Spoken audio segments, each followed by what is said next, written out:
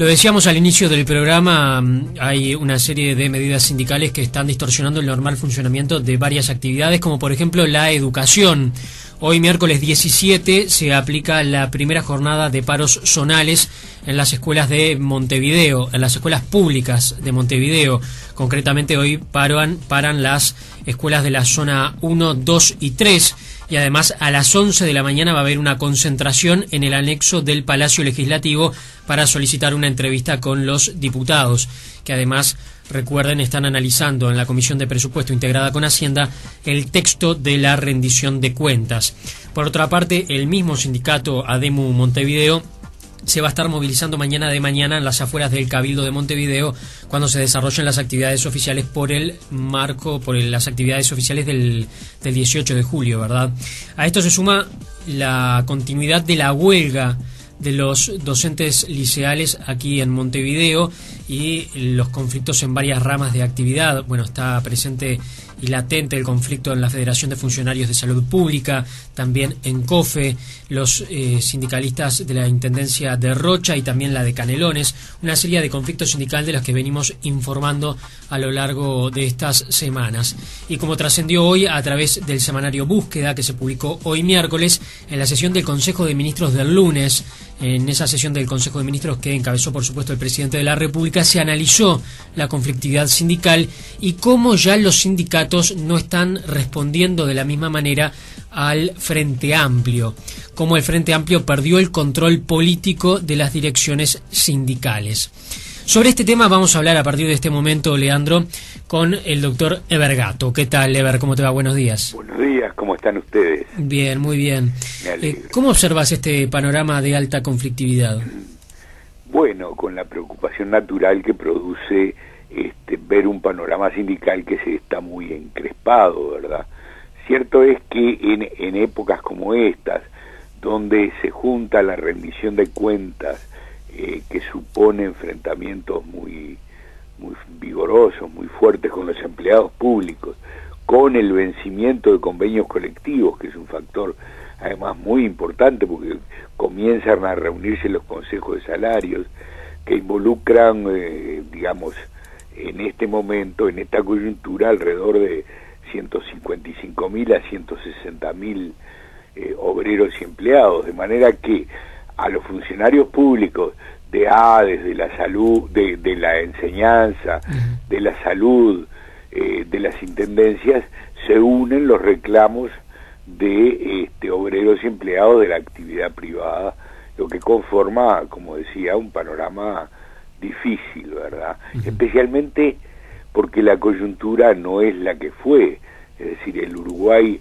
del 2013 no es el del 2011, o el 2010, donde el panorama parecía abierto, el crecimiento económico importante admitía y permitía políticas salariales mucho más flexibles y abiertas, mientras que ahora nos enfrentamos naturalmente con una coyuntura que, si bien no es dramática, si bien no augura recesión, sí parece indicar que, para el Uruguay el crecimiento económico va a ser mucho más medido, mucho más restringido, y por ende los salarios deberán necesariamente acompañar esa coyuntura. El problema es que es una suerte de constatación empírica que cuando se sale de un periodo donde los aumentos han sido significativos, donde la clase obrera y los empleados comienzan a sentir una mejora más o menos constante de su nivel de vida, detener esos procesos cuesta mucho. Las reclamaciones que ya están instaladas de mejorar los niveles tienen una dinámica propia, y esa dinámica se estrella contra un cambio más o menos abrupto de las condiciones económicas. Una cosa, aunque parezca paradojal, es manejarse en una situación de crisis económica, donde en definitiva la situación de excepcionalidad es asumida por los sindicatos, y otra es detener una tendencia como esta, como la que tuvo el país desde hace unos años, a un crecimiento sostenido. En esa medida las dificultades se agrandan. Además que hay problemas propios del Uruguay en todo este asunto. Tú señalabas bien esa distancia que se comienza a esbozar entre el gobierno de izquierda, el gobierno del Frente Amplio, y los sindicatos. Las demandas sindicales parecen no poder ser contenidas por los partidos, por la izquierda política, ¿verdad? Y se ensancha una suerte de foso entre o de separación muy notoria entre ambos movimientos. Eso no es bueno en la medida que rompe un poco la dinámica de los pactos políticos sindicales que habían imperado en los años anteriores, ¿verdad?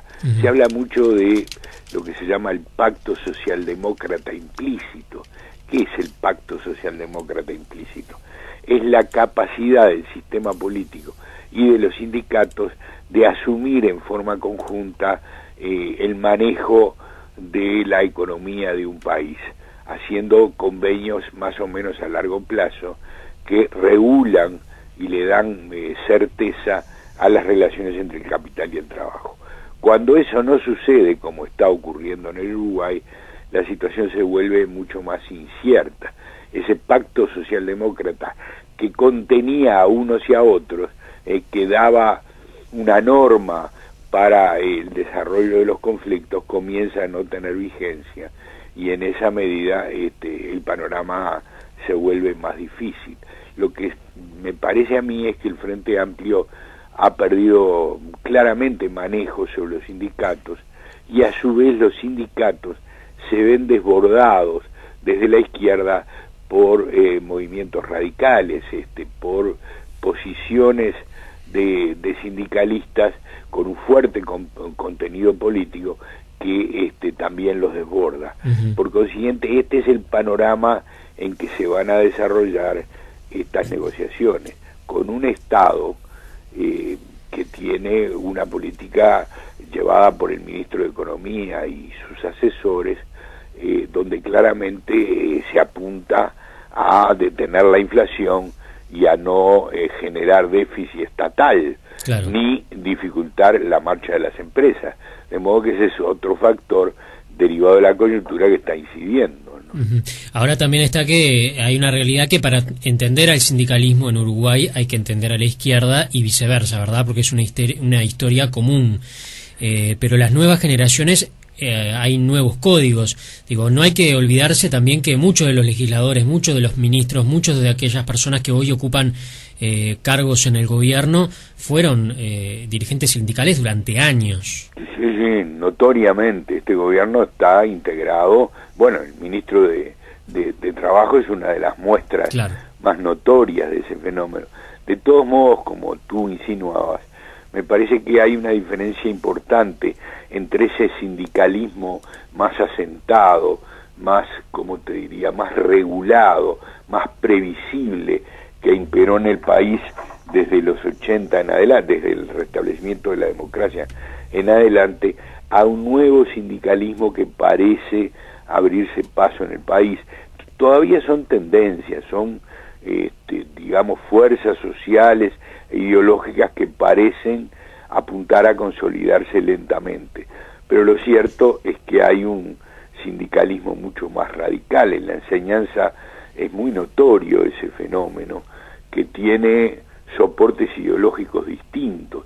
Va decayendo, para ser concretos, la influencia de un partido comunista, muy previsible en sus líneas políticas y sindicales, derivadas de una ideología altamente conocida, mientras que las nuevas tendencias son mucho más espontaneístas, mucho más combativas, que dan un enorme valor al conflicto social como soporte para las reivindicaciones no estrictamente sindicales, sino políticas.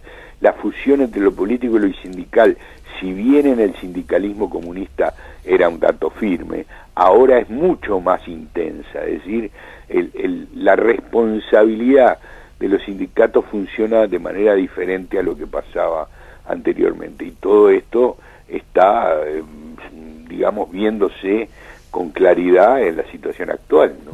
Hay un proceso de acumulación de fuerzas muy grande. En los últimos años la cantidad de adherentes, de afiliados a los sindicatos se incrementó mucho, ¿no? No hay duda alguna de eso. Los sindicatos son cada vez más fuertes.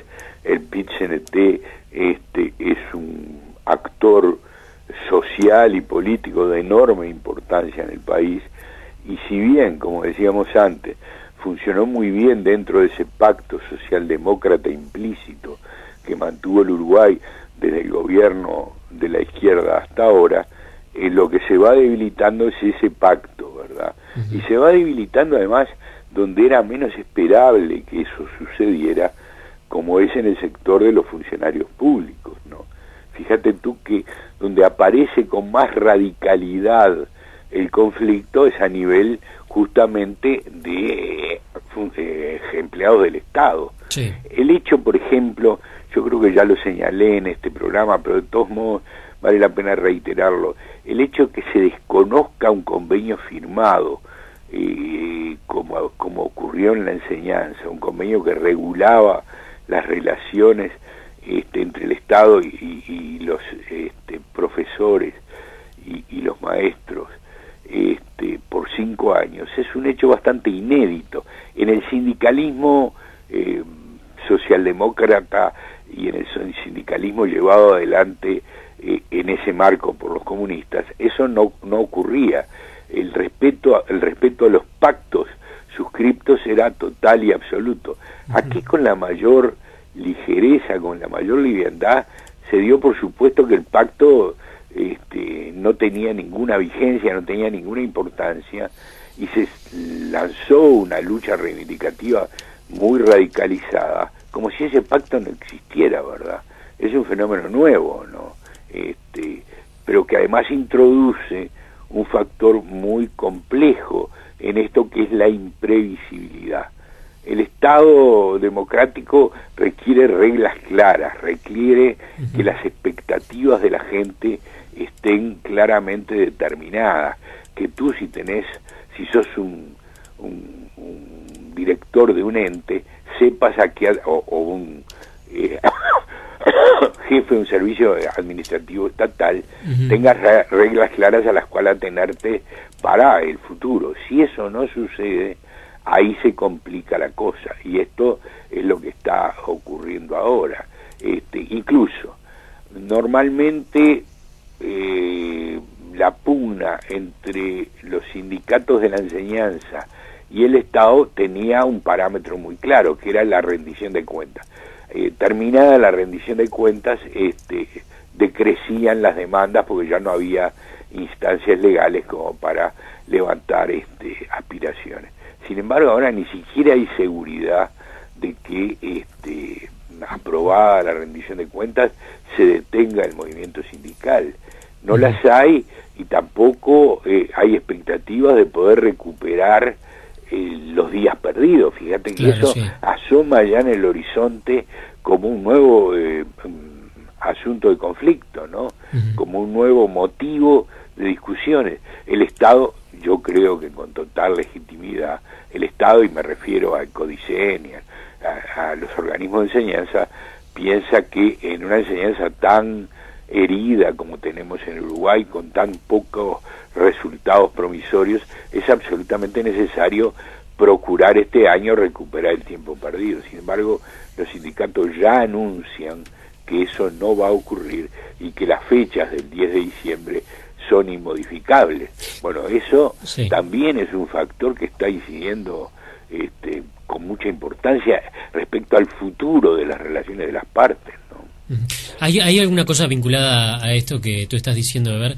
Y es el hecho de que, de todos modos, estamos viendo una gran cantidad de docentes, tanto en los liceos como en las escuelas, que más allá de las medidas resueltas por la cúpula o por una asamblea sindical, van a trabajar, están yendo a dictar clase.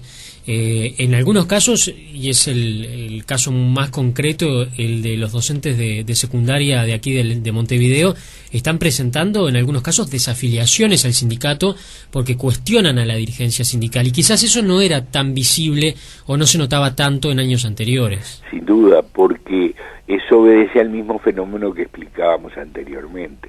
En la medida que aparecen dirigencias sindicales cada vez más radicales, esas dirigencias, desde el punto de vista político-ideológico, se van separando de la masa, se van separando del profesor promedio, que tiene posiciones, si tú querés, más moderadas, más oficialistas, más en la línea política de la izquierda uruguaya. Y bueno, esta es la contracara de la radicalización de las élites dirigentes. Para ser más claro, en la medida que las élites dirigentes, ¿verdad?, en los sindicatos, van radicalizando sus posiciones, se van separando del profesor promedio, y eso hace que el acatamiento de las medidas sea, a medida que el conflicto se va estirando, sea progresivamente menor. Es la contracara, y es un fenómeno también importante, porque en muchos liceos, o lo pudimos ver ayer y hoy, se está dictando clases casi con normalidad. El problema es que los estudiantes no van. Parece una paradoja. Sí. Pero claro, como no la expectativa, lo que yo te decía hoy, la incertidumbre es el peor de los escenarios para el manejo de las crisis de todo tipo. Para afrontar el futuro, un país que se empiezan a romper las certidumbres tiene dificultades. En este campo, la certidumbre, si vas a tener profesor, no lo vas a tener, si se va a poder dictar clases, si no se va a poder dictar clases, hace que, a pesar de esas deserciones, que aparentemente son cada vez mayores, yo no te lo puedo avalar porque no sé a cuántos liceos abarca, ni sé qué promedio general de asistencias hay. Es un fenómeno sobre el cual todavía me parece que no tenemos datos suficientes, más allá de las noticias de los diarios. Pero si eso se confirmara, bueno, es un factor que las dirigencias van a tener que atender, ¿verdad? ¿Pueden mantener un conflicto en el largo plazo radicalizándolo constantemente? Evidentemente no.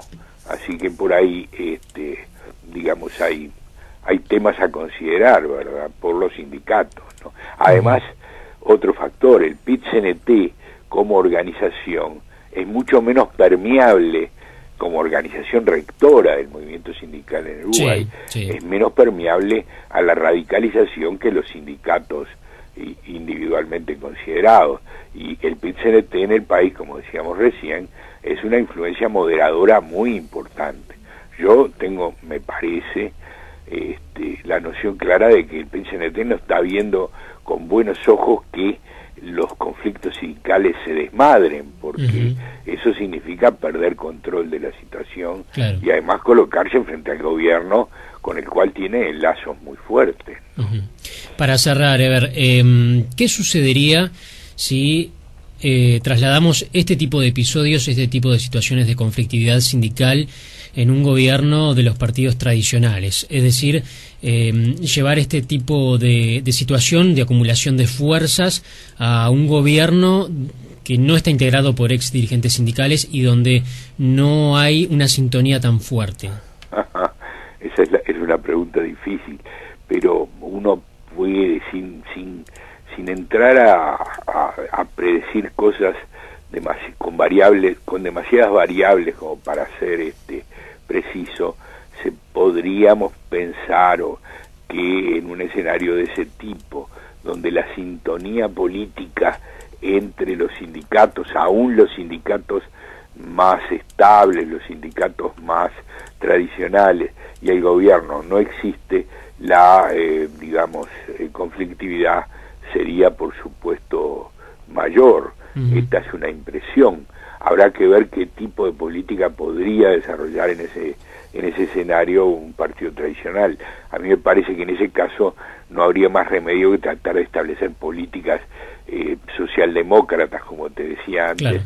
Socialdemócratas no lo digo en el sentido ideológico, lo digo en el sentido de esa tendencia general de la socialdemocracia a hacer convenios corporativos estatales o corporativos patronales a largo plazo.